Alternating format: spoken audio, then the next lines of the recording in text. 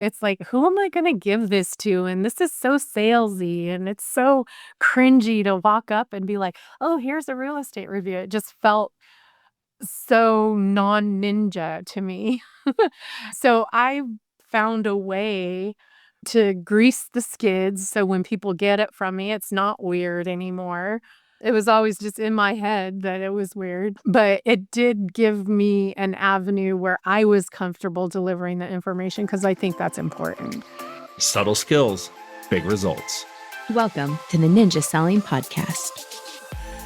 Hey everyone, it's your good friend Eric Thompson. Welcome to the Ninja Selling Podcast. We're so happy that you're here. Welcome back. We have a terrific interview lined up for you today. It's with an incredible person, an amazing ninja. It's Cyndi Olmstead. Cyndi, say hello to everyone in the Ninja Nation. Hello, everyone in the Ninja Nation. Thank you so much for being here. Cyndi, let's just start with tell everyone the name of your company, which will be fun for you to share, and also tell everyone where you live. Okay, the name of my company, the brokerage is Consi Realtors, and I live in Oldsmar, Florida. Consi is spelled C-O-N-C-I. Tell us the inspiration for the name of your company. So the inspiration was I do a concierge service for my clients, and it just seemed a little pompous to call it concierge realty or real estate or realtors. So I cut it short and it turned out to be Consi. Yeah, it's a great name, and probably to say concierge would have been a mouthful. And again, we're so happy that you're here. Here's the two questions we're going to answer today. This is going to be a 2-for-1 podcast. First question we're going to answer is, how do you network like a ninja? We have a lot of people that want to start networking. They're not sure how to even start. They believe that would be a great strategy. So how do you network like a ninja will be part one. And then part two will be, how do you offer a premium fee for a premium service? Maybe another way to say that is, how do you offer premium service? And then also in conjunction with that, offer a premium fee. Cyndi has figured that out. We're going to learn from her. Okay, so real quick, Cyndi, about your results, some things to celebrate and things that will be relevant to our conversation. So last year, 2025, that was your best year yet. You closed $315,000 in gross commissions. Congratulations. That was a 71% increase over the year before. 2020, you had $175,000. The year before that, 2023, your first year in real estate, you closed $125,000. There's so much here to unpack, which we will. How do you do 125 in your first year? We're going to answer that. Then also, how do you grow by 71%? We're going to get into all those things. This year also, Cyndi, for you has been off to a great start. Right now, you have 8 active listings. You've already had 4 closings. Plus, your company is doing well. You said your company has 17 closings already with the few agents that have joined you. So many things to celebrate. So congratulations. Okay, I'm going to share one more thing, then you're going to talk more than me. One other thing that everyone needs to know, something else that we're going to celebrate, and a big reason why Cyndi's joining us today. Cyndi won our scorecard challenge within Ninja Coaching. Cyndi is one of our coaching clients. She works with Coach Lisa. We ran a 6-week scorecard challenge inside of coaching. And Cyndi, you're the winner of that. You had 798 points over those 6 weeks. You averaged 133 points per week. My goodness. So again, lots to unpack. Let's start by talking about the challenge, the scorecard challenge. So again, over 6 weeks, you scored 133 points. That's a lot of flow. But Cyndi, you told me that the weeks that you had during those 6 weeks of the challenge, those are kind of normal, typical weeks for you. So how do you do it? Like, tell us all about your flow and what are the key activities that you have in place to drive your flow? Yeah, so they are very typical weeks for me. So I'm very involved in the community. I'm a chamber member, so I'm a member of the Upper Tampa Bay Chamber of Commerce. I'm also a president of Kiwanis International, top of the Bay. So I work a lot in the community. I'm also a council member for the city of Oldsmar. And I started off by joining a lot of networking groups, and I've pared it down over the years with Lisa's help to isolate really what's effective and what's working for me and what I enjoy doing. So a big part of your flow stems from all these groups that you're a part of, these networking groups, and the chamber is a big one for you. Correct. But before we get into your specific strategy you have with the chamber, what percent of your flow overall, like in a given week, do you think comes from just from your local chamber of commerce? I would say probably 50 to 60% at least comes from the chamber, either a chamber event or having coffee with someone I've met at the chamber or doing business with someone that I've started working with through the chamber. So I would, about 60% probably. So a big part. And Big part. you told me that the percent of your business coming from the chamber, your flow with the chamber is about the same. It's also about 60%. Correct. Yeah. It's a pretty linear relation between how much time I spend with them and how much business I get from them. Well, we know flow fixes everything, and Sorry. we know this stuff works. And so what you're doing, you have a system, you have a process, you have a strategy with the chamber. 60% of your flow is with the chamber, 60% of your business is with the chamber. Tell us about what I think is this really innovative strategy that you have with the chamber and your chamber meetings. Okay, so our chamber meetings are relationship builder meetings, and they have meetings weekly. And they do offer members to come in and speak and give a 10-minute presentation. So I try to do that as often as I can. And when I do that, I get a list of the people who are going to be attending, and I prepare real estate reviews for them. And I try to get with them. So each meeting has a half hour of networking, and then there's the 10-minute presentation, and then there's, chamber business after that.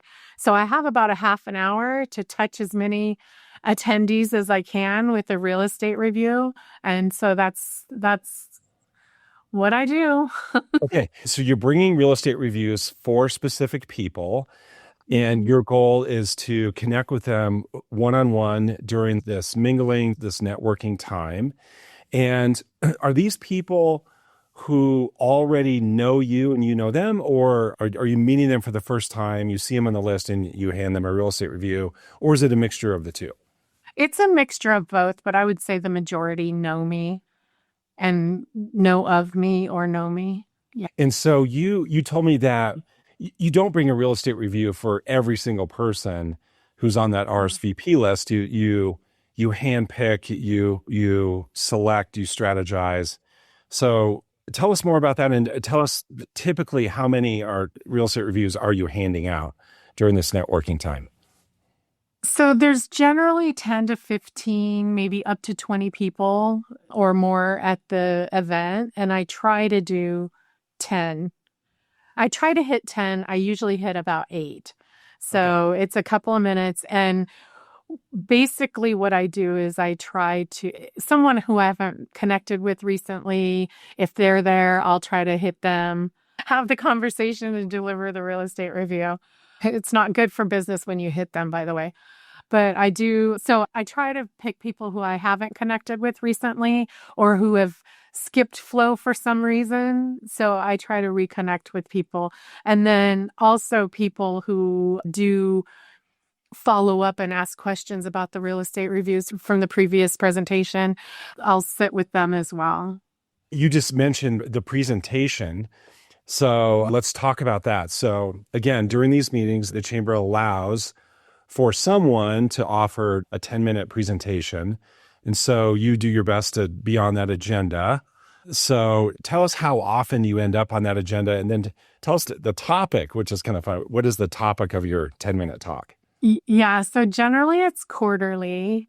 And then the topic for Consi is generally let us do the heavy lifting.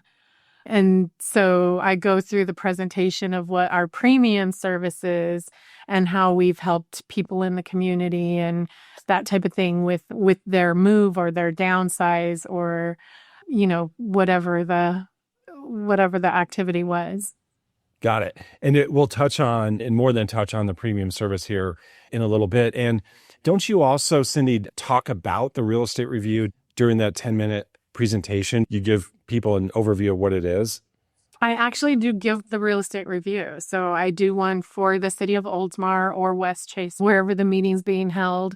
And I do the real estate review. Some real estate reviews are specific. Some agents do them very specific to the neighborhood or the property. So I do just a generalized overview of the city and what the stats are in the city and what people can expect in terms of inventory and days on market and that type of thing. So I generally do an overview review for everyone in the meeting.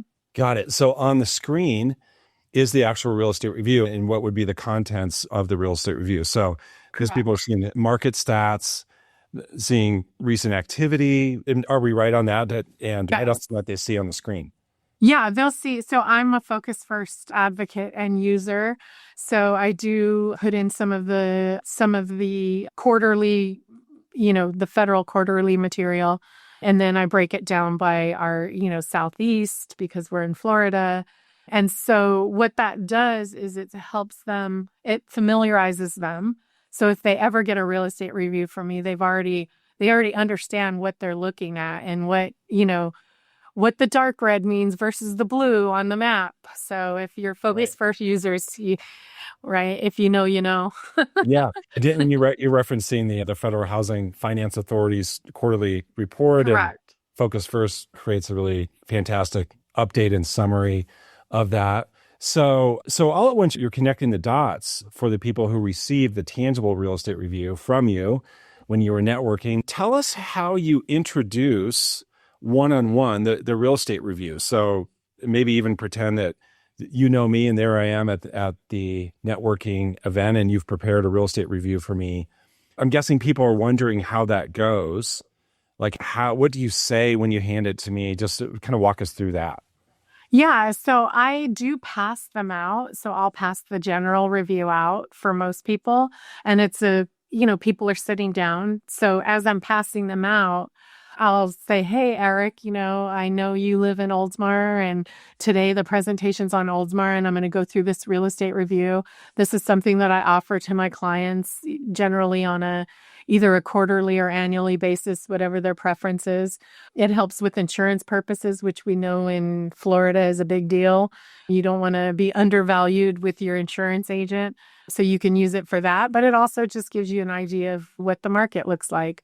And so then I just walk through. I'll walk through it in the presentation, page by page, but I wanted to leave this with you. And if you have any questions or if you're interested in something more specific to your neighborhood or community, I'm happy to help. And then the presenter is the only one who can actually leave material for everyone. So all my information's there. It's my business card and some Consi logoed M&Ms or something. Got it. Everybody loves M&Ms. Yeah, yes, absolutely, including me. So, okay, this is great. And I'm just imagining the setting. It's a Chamber of Commerce meeting.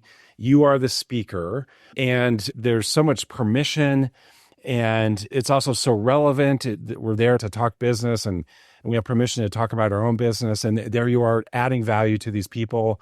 You're bringing them the gift of a real estate review. You're going to give them insights, takeaways about the market. And so tell us the reaction.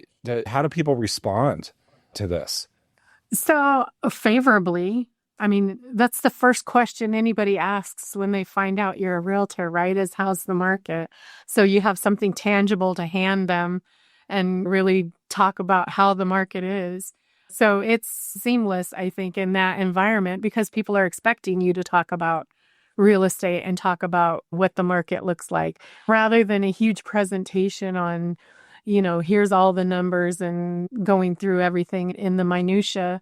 Just giving them something to take away and familiarizing them with my process, right? So if they ever get it again, they know I'm not going to call them 30 times trying to get them to sell their house afterward. It's really just a takeaway for them.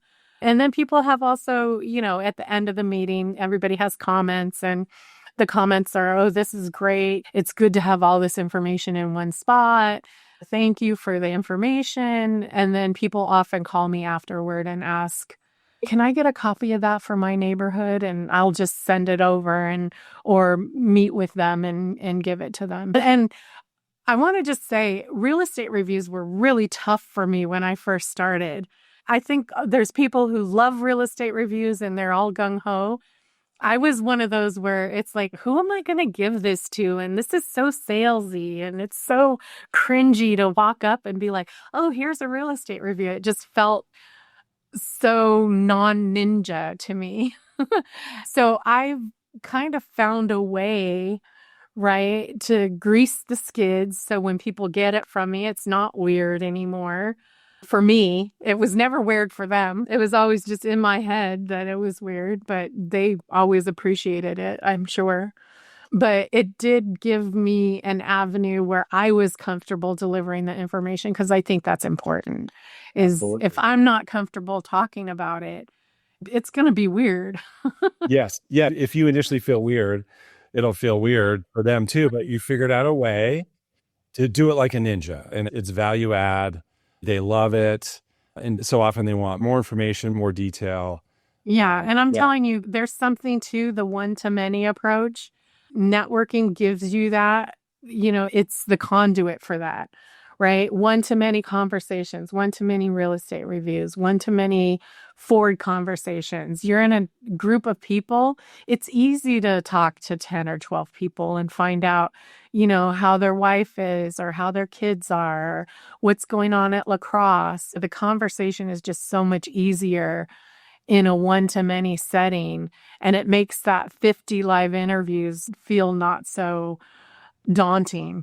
Yes. I'll share this. One thing that so many ninjas have in common who consistently reach 50 live interviews a week plus is that they're involved in some kind of networking group.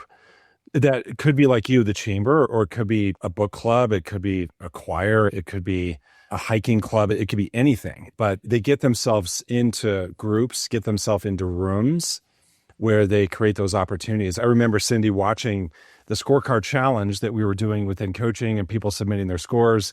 And you were a standout every week. And I would see 15 real estate reviews in a week or 20 real estate reviews. And I would just be so amazed and so pleased, so happy. And then now we understand how that happens. So let's talk about the beginnings of your networking strategy.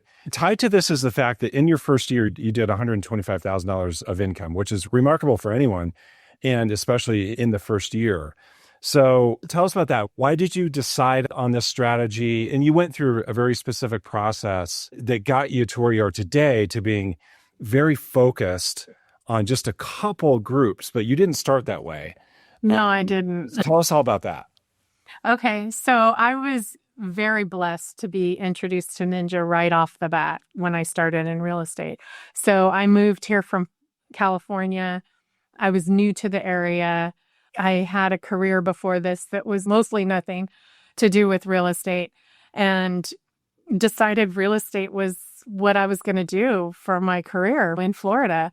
Not really, maybe a little presumptuous considering I had no sphere. I knew nobody in Florida, and I'm like, I'm going to hit the ground running and I'm going to, do amazing things.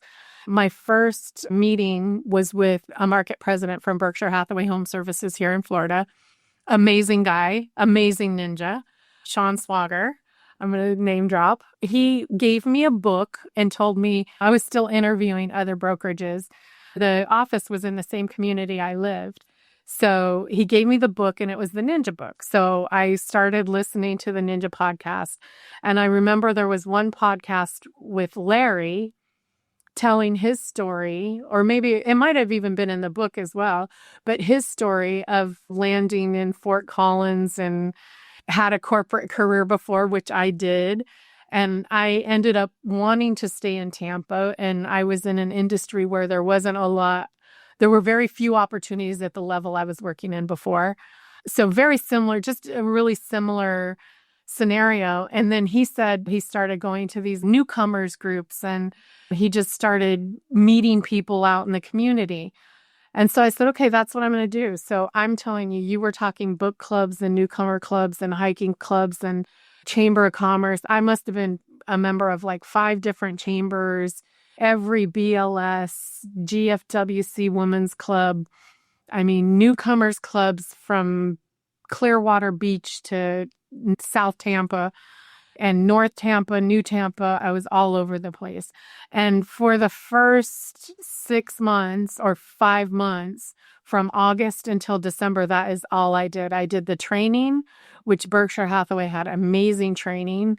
And I went to networking events, and that's what I did. And so I met so many people. I stayed in the community. I went outside the community, and I really just embedded myself in all of these networking groups. And I thought, in January when I actually started working, so I said, I'm going to do this for 4 or 5 months. And then I'm going to show up in January 1st. I'm going to start working. I'm going to show up at the office because Ninja says show up, right? So that's what I did. I started showing up at the office. I didn't have a transaction yet. Never sold anything, but I knew a lot after doing all And you these met a lot of trainings. people. I met so you built many your people. sphere pretty quickly. I mean, you went from knowing no one to knowing a lot of people in a short amount of time because you were so proactive about it. So my database at the time, I think, was something like 750 people just in Tampa. And I didn't know anybody when I got here. Like my sister lived here and that was it. So I grew about 750 people. And then I had to, then of course you can't, ninja with 750, right? You ninja with like 150 or 250. So I did my first installation in April of that year of 23, which was my first full year in real estate. And at the time, I think I might have had 2 listings, sold one and maybe still had one on the market when I went to the installation.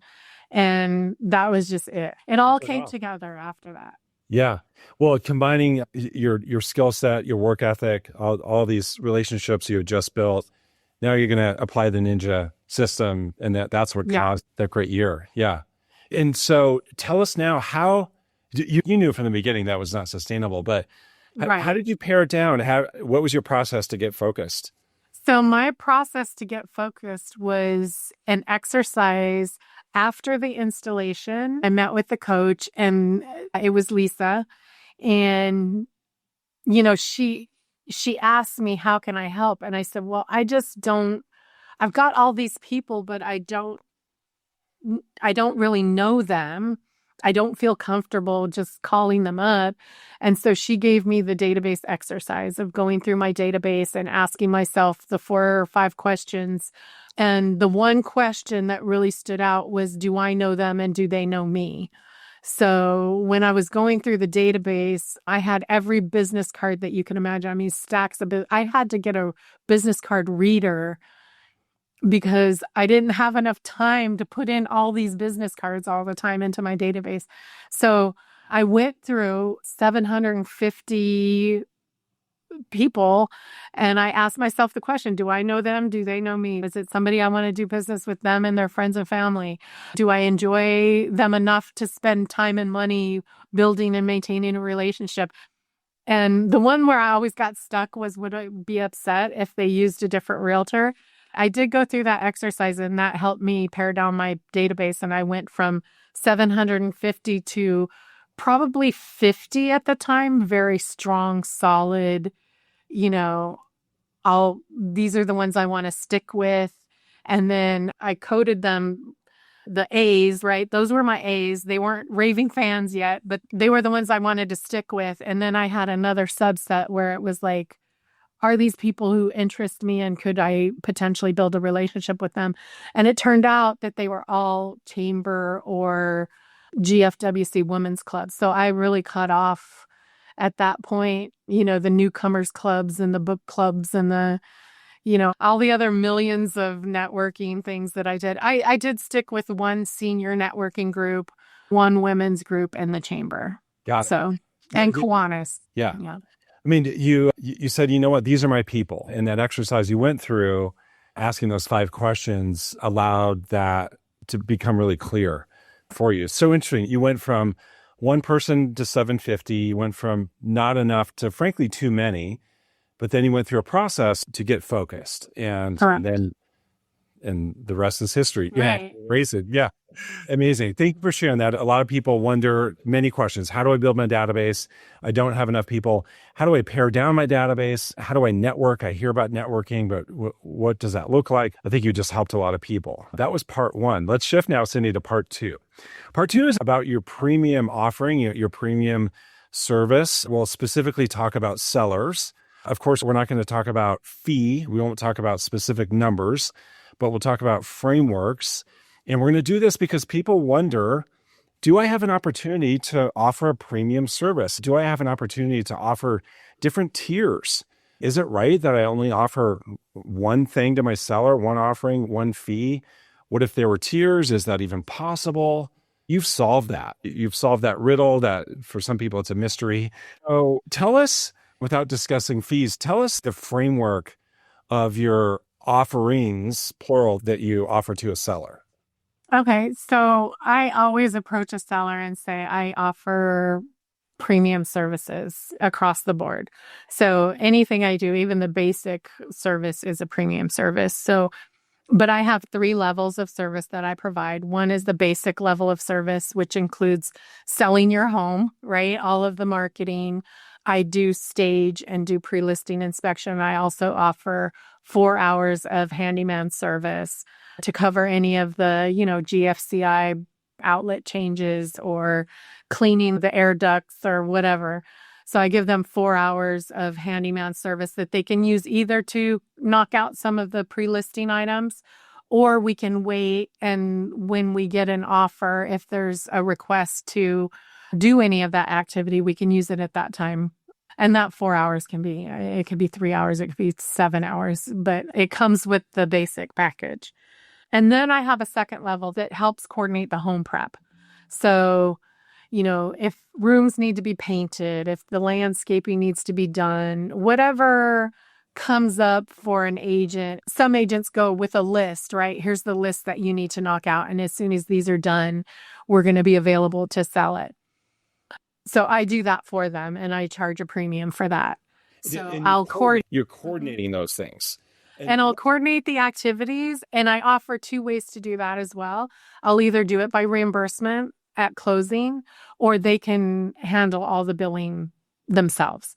So I can make it easy and they don't even have to see the bills and it's just reimbursed at closing, or they can micromanage every single piece of it and I'll just coordinate the moving pieces.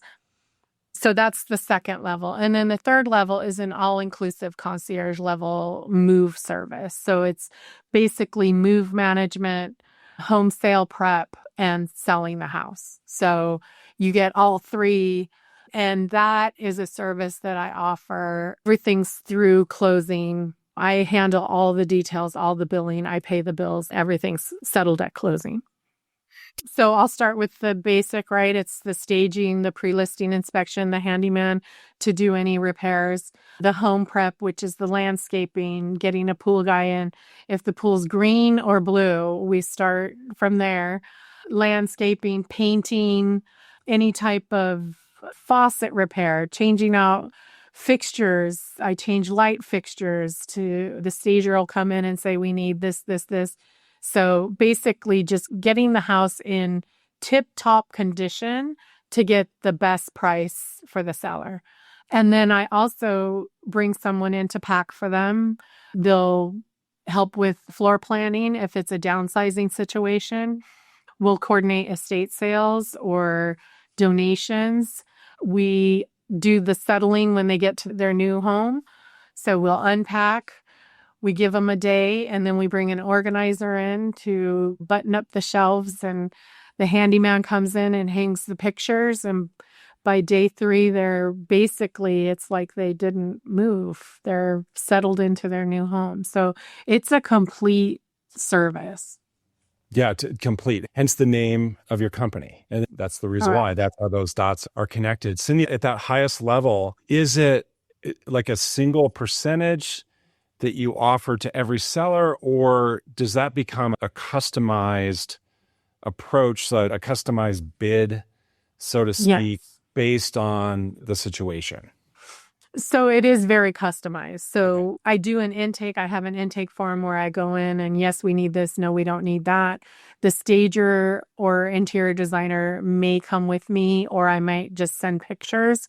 But the calculation is basically, it's like a project. I set it up like a project. I come from a project-based career before. So I set it up like a project, and we've got a timeline. And so this is what we're going to do. This is how much each of that costs. I have very good vendors that I've met through the chamber.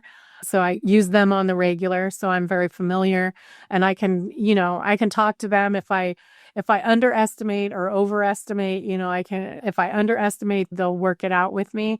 But it's generally pretty close to what the cost is going to be. And then I just do I price it based on that.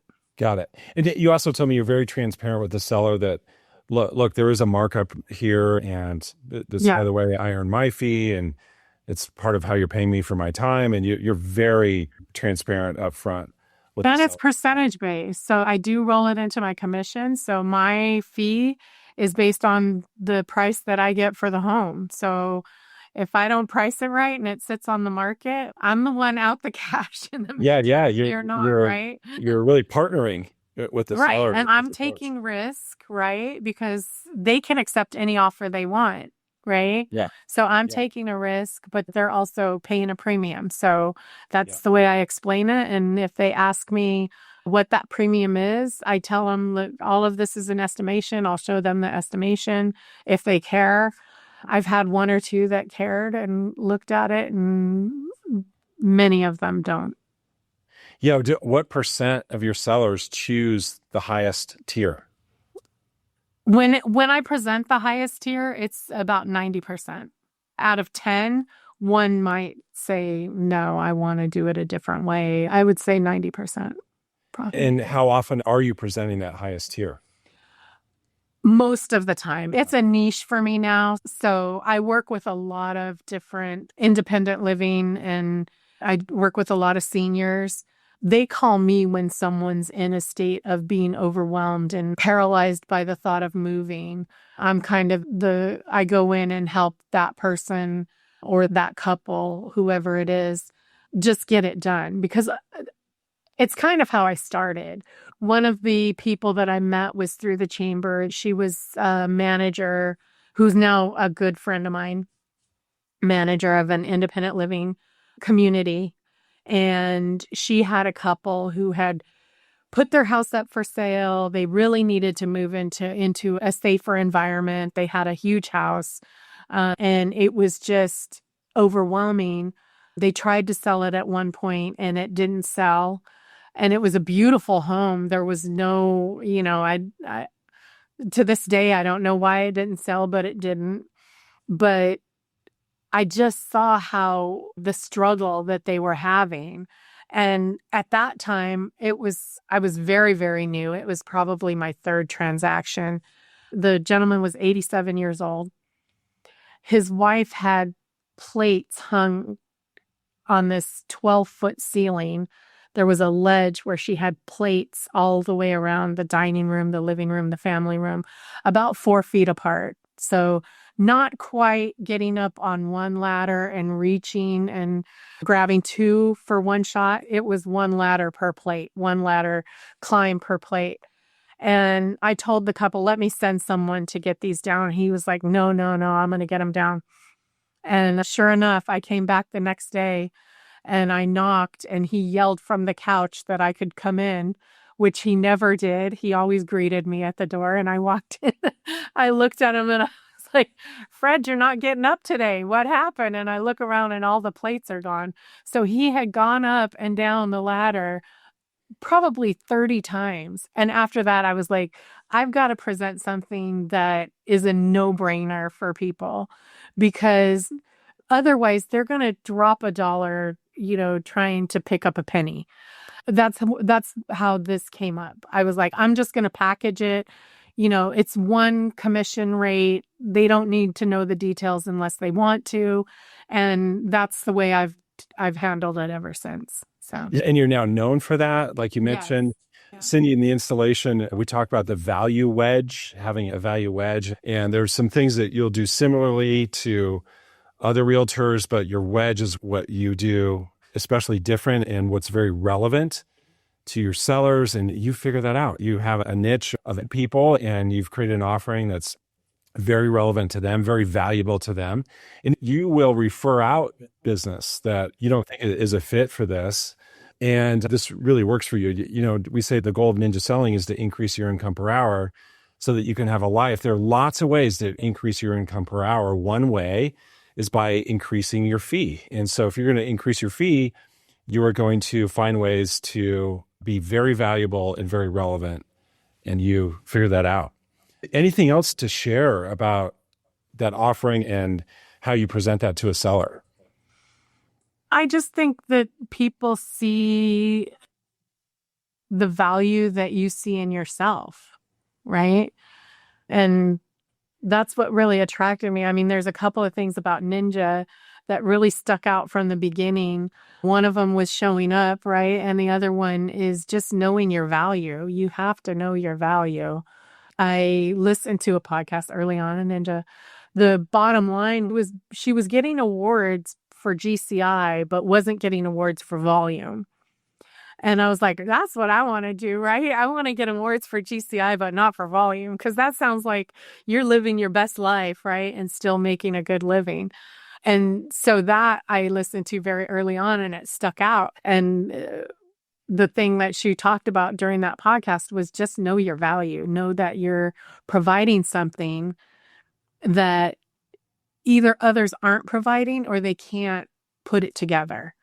So, put it together and do it. Put it together and do it. Cyndi, we mentioned that you are part of Ninja Coaching. You work with Coach Lisa Connors.